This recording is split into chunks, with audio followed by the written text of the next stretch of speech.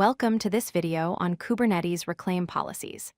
In this tutorial, we'll explore how Kubernetes manages the lifecycle of persistent volumes and what happens to your storage when you delete persistent volume claims.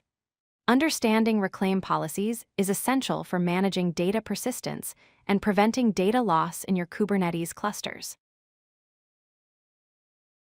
Reclaim policies define what happens to a persistent volume after its bound persistent volume claim is deleted. Think of it as a set of rules that determine the fate of your storage resources. These policies control the lifecycle and data retention behavior of storage resources in Kubernetes clusters, giving you control over whether data is preserved, removed, or made available for reuse. Kubernetes supports 3 reclaim policies. First is retain, which preserves your data after the claim is deleted. Second is delete, which removes both the volume and the underlying storage. Third is recycle, which is now deprecated and no longer recommended for use. Each policy serves different use cases depending on how critical your data is and whether you need automatic cleanup.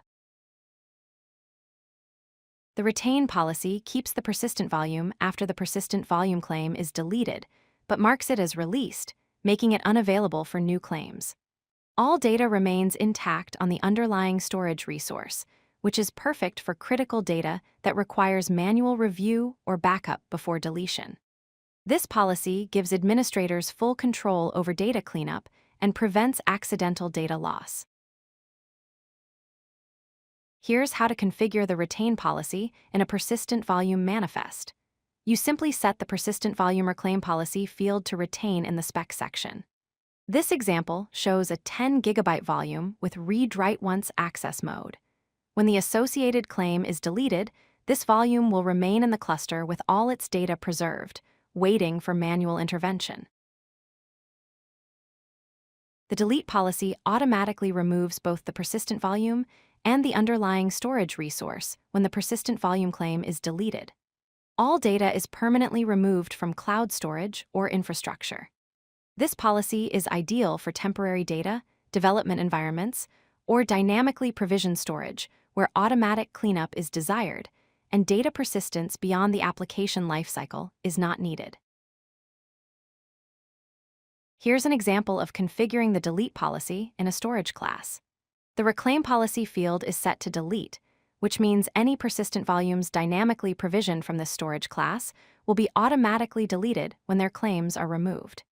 This example uses an Oz EBS provisioner with GP3 volume type, making it suitable for cloud environments where storage costs need to be managed efficiently. The recycle policy is deprecated and has been removed from Kubernetes, so it's no longer supported.